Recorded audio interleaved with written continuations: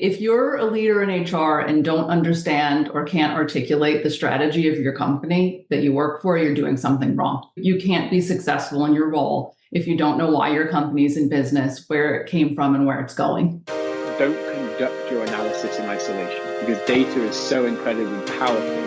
Not defending just the tribe, but defending the organization.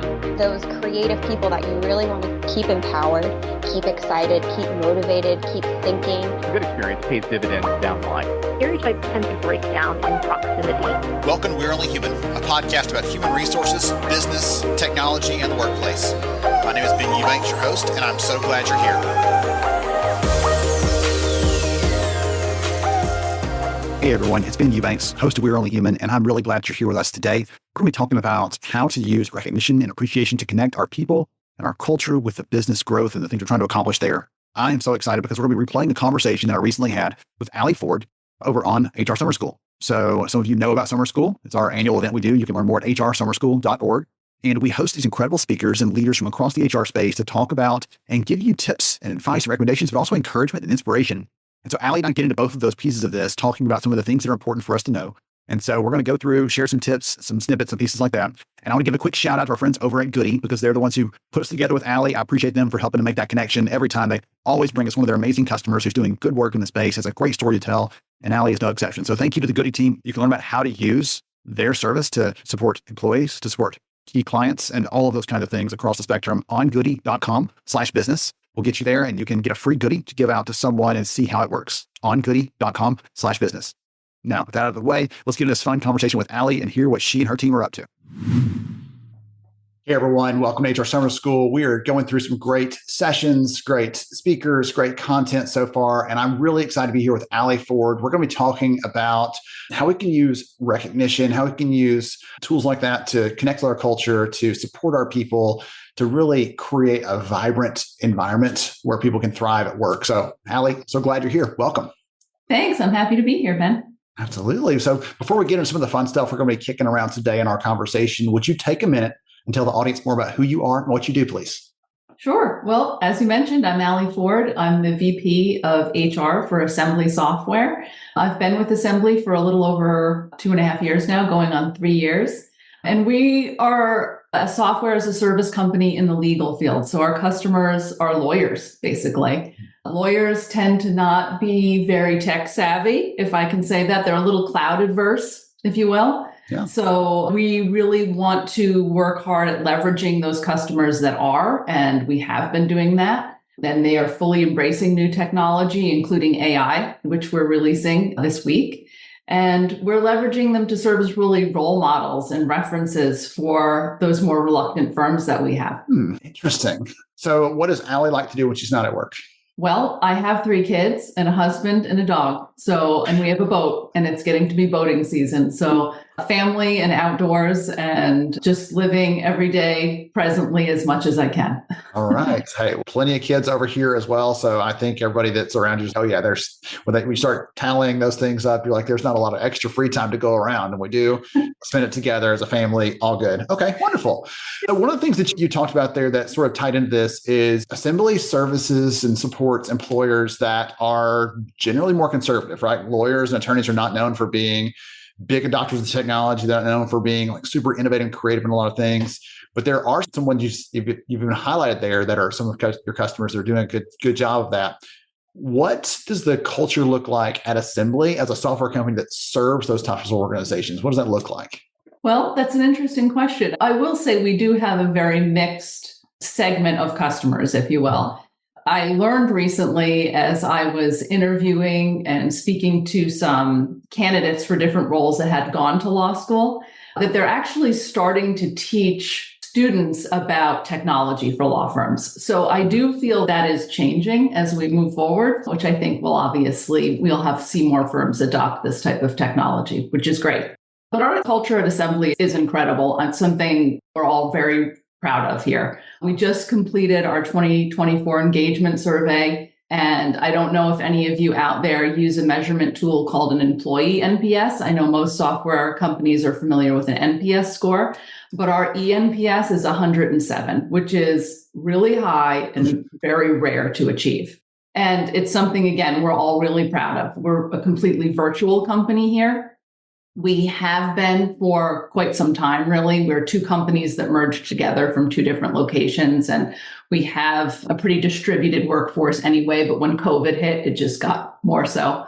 So we really do need to leverage technology, be completely transparent with our metrics, and to make everyone feel united and we're all under the same roof at an office. And I think we do a really good job of that. And because our metrics are so transparent, because we're a company of 150 employees and not 10,000 employees, there's really no place you can hide here. Your work is visible. And because of that, we want to make sure it's also rewarded and recognized as well to keep that encouragement going. You mentioned the combination of the merger of two different companies. Mm-hmm. I can imagine a lot of people listening into this out there in the audience that have been through one of those M&A actions or two different companies coming together, whatever, that sometimes the employee NPS, the sentiment after that would not be quite so high. Anything specific that you could say, like we could point back to, we did a really good job of communicating, preparing people, like those sorts of things, anything that you can point back to that would signify that? Because that's just not common that you hear in a company that's gone through something that can be like traumatic for people, that they're not sure about what am my job or am I going to be safe after this or whatever else. Any thoughts there? That's fair. And we just started measuring this. This is our second year in a row. And we went up from 72 last year, which was still quite high.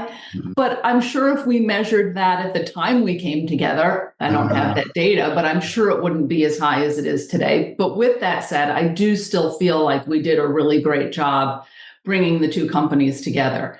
They were two on-prem legal case management software companies before, and the two leaders knew each other. They were friends with one another. They weren't fierce competitors because they had all the lawyers were their customers. They were in different segments. So really blending the two companies together broadened our customer base. And the two leaders had a great respect for one another and folded into our company quite nicely. One of the leaders from Needles is still with us. He is a VP for our company. He handles all of our customer training and recordings and any kind of automated training we have. He puts that content together and records it. Mm-hmm. He's an excellent communicator and leader and well-respected in our company. And quite honestly, a lot of the people that worked for both Needles and Trial Work still work for us and have that legacy knowledge that's invaluable. And I think because we value that and respect that, it makes them feel valued and respected, obviously, in return. Thank you for going back a little bit, because again, we hear a story of a company. I think I'm titling this session like an off the charts employee experience. And that's what I first heard of when I heard you throw that NPS score out. The eNPS score was like, that's off the charts. Most companies couldn't even imagine that. And so I wanted you to show that that wasn't a magical overnight fairy dust moment. That was a lot of hard work, a lot of connection from our leadership, making sure that we're intentional about this. All those things led to where you are today.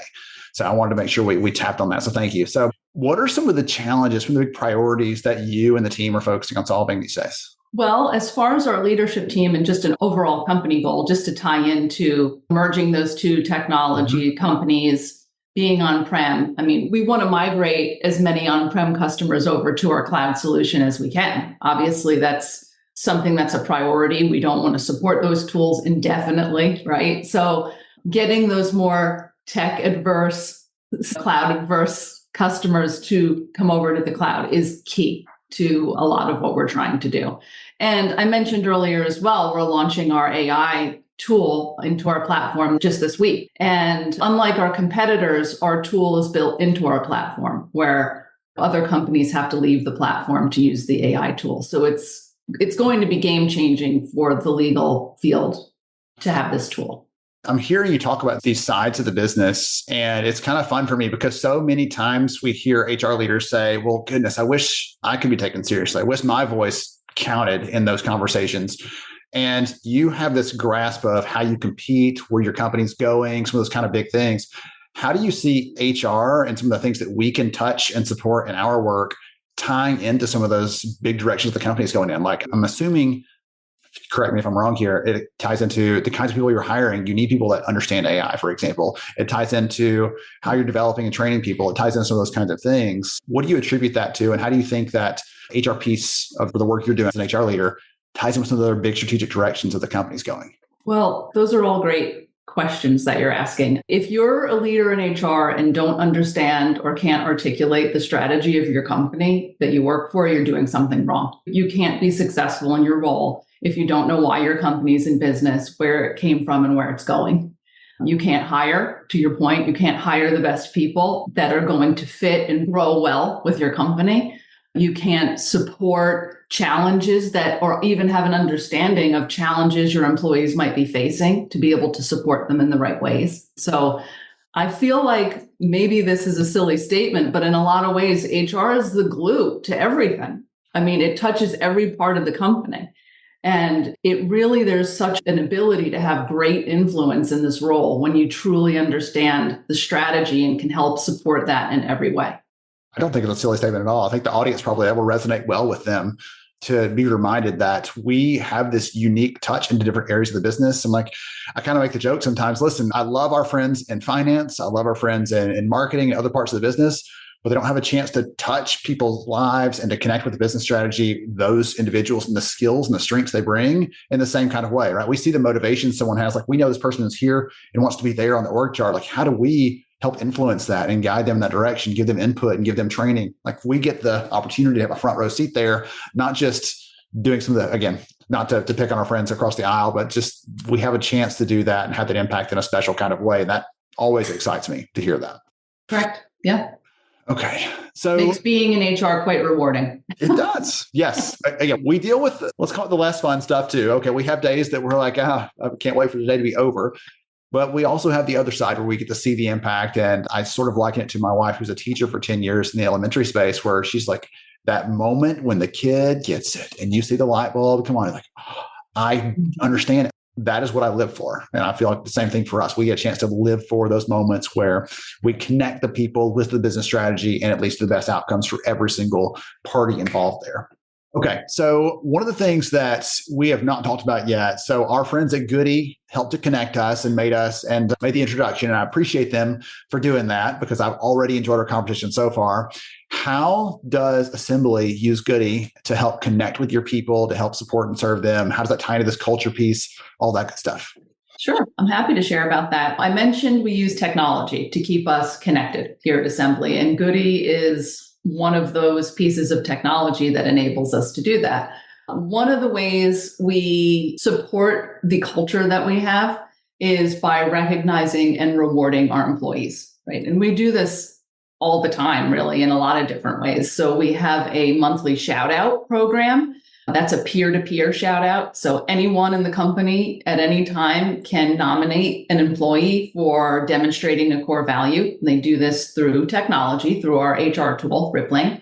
And we have the ability for managers to recognize just outstanding performance at any given time as well.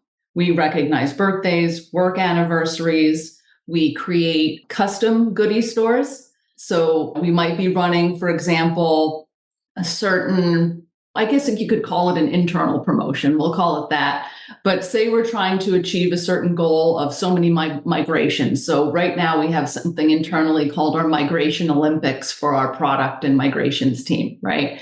And we created different tiers. And in those tiers, we created custom stores. And every quarter, there are winners, right? So we're able to constantly dangle that carrot, if you will, to keep people motivated and engaged in the goals that we're trying to achieve.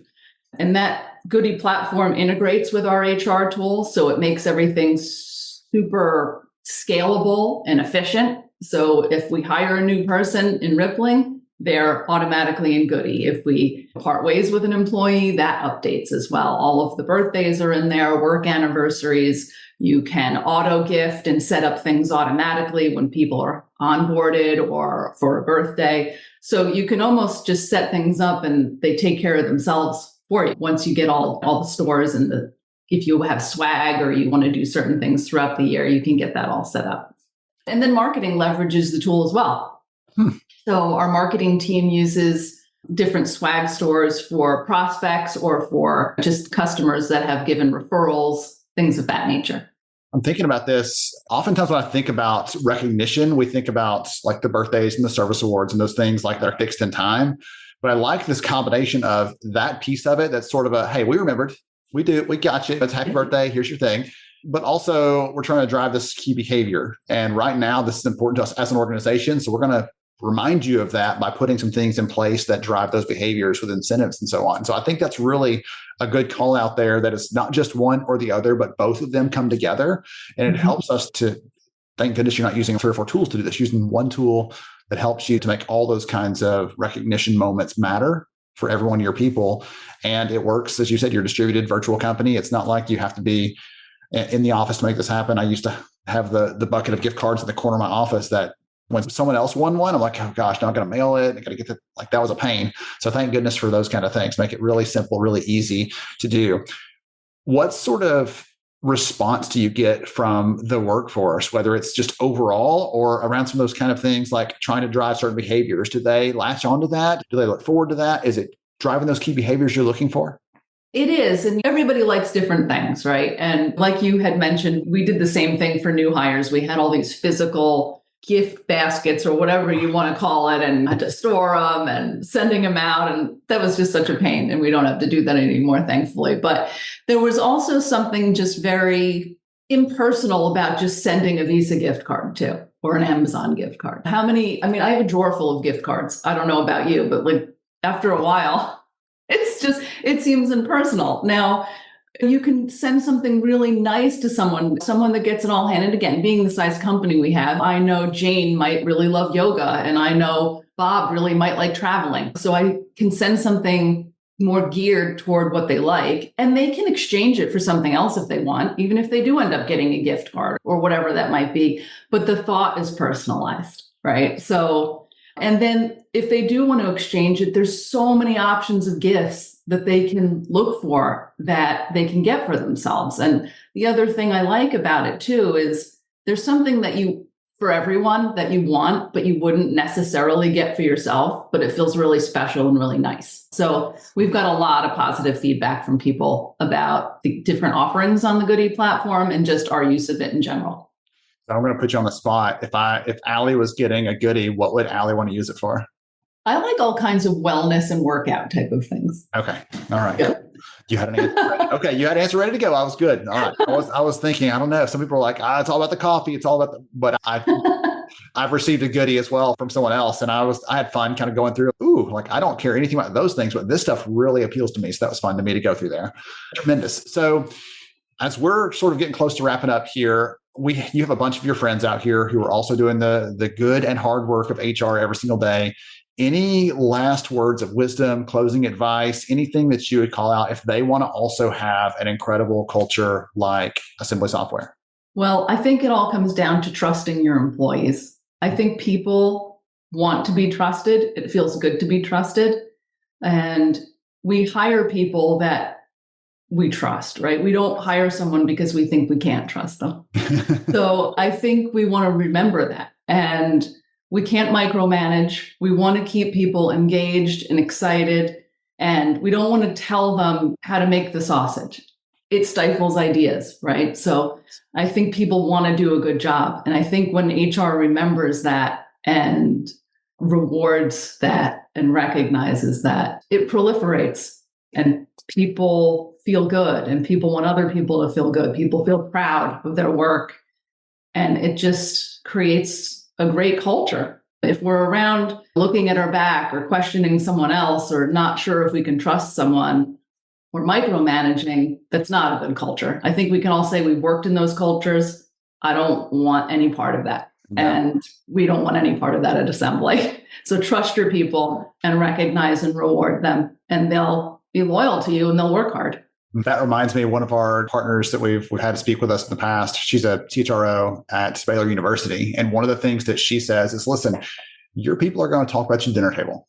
And you're like, you may think, well, no, they don't. Yes, they will. And they'll either say good things or they'll say bad things, but they are going to talk about you with their family at the dinner table. And we get to influence what that is. Us, the managers that work with us, all those kinds of things. So that's my reminder out there. And that's kind of the thing that I tied back to for what you're sharing there. If they're the company, they shut down another one of my good ideas today as well. Like I didn't get a chance to speak up. My voice doesn't matter. that gets tiring and people don't stick around, especially the ones with the creative ideas that want to bring those forward. We stifle that and they'll move on to somewhere else who will listen. So tremendous. Alli, one of the things that you told me before is that you called yourself the feedback queen. How do you think, like we always often think as HR about getting feedback from others in the business, but how do we get feedback on how things are going from the workforce? What are some ways that you think we can do that? Well, I've woven this into our business, day-to-day business. And it's actually a core value to create a culture of feedback that we have at Ascend. Okay. So right from that get-go, being one of our core values, and we live that through a lot of different ways. We have an anonymous suggestion box through our HR tool. We remind people of that. We have different surveys. So when we promote someone from within, or we have a brand new hire in a leadership role, we do 30, 60, 90-day feedback from their team. With our one-on-ones, that's all through our HR tool. Our performance reviews, we do 360. We do training in the company. We do training about leadership and trust and creating a culture of feedback and different ways of doing that. And learning that we all can't be perfect and we all can't live in a vacuum either and think we're doing great without asking other people around us as well. So I love getting feedback. When I do one-on-ones with my employees, not only am I checking in with them, but I'm asking them how I'm doing. How am I doing for you? And what can I be doing differently? And just making that a regular thing. It's a conversation, continual. And then obviously when you get feedback, acting on it. If you don't do anything with it, then it's no good. People will stop giving you feedback after a while if you're not going to listen to it. So. Yeah, we all learned that one, I think, in intro to psychology class. When you don't act on a behavior, it becomes extinct after a while. And that's one behavior we don't want them to stop doing. We want them to keep giving us input, giving us feedback. Sometimes it may not be pleasant in the moment, but if it's a helpful piece of advice or input that's going to help shape the future of the company or future product direction, like I always remind leaders, like, listen, all feedback isn't a negative thing. It could be an employee saying, I've got an idea. Can I share this? Would that be okay? And we have to be receptive to all kinds of feedback, not just the ones that we're kind of worried about, but every bit of them. So wonderful. Thank you. So I've gotten so much encouragement from this. I've really appreciated the conversation. If someone wants to connect with you, Alli, learn more about what you're up to, hear about any of your other ideas or ask you questions about how you're using Goody and other things, are you okay if they connect with you on LinkedIn? Of course. I look forward to that. All right. Perfect. I hope you enjoyed the conversation today with Alli. We got into some good stuff around how to use this as a way to connect with people, how to use this as a way to build stronger and deeper recognition of our people and make sure that they're aligned with the direction of the business overall. Really appreciate her for joining us. Appreciate the Goody team for connecting with us here. If you, again, have not ever experienced or participated in HR Summer School, you can do that completely for free. Happens every single year. We're still offering that for free for 7.5 HRCI and SHRM credits. That's right, for free. You can learn more at hrsummerschool.org. Thank you again for joining us here on We're Only Human, and we'll catch you next time. Thank you so much for joining me on the show today. I'm honored to have you as a listener. If you enjoyed this episode, please take 10 seconds to rate it at iTunes, Stitcher, or wherever you listen to your podcast. Also, if you know a friend that could benefit from today's conversation, please pass it their way. After all, a rising tide lifts all ships. To see show notes, sponsor information, and our full show archives, visit onlyhumanshow.com.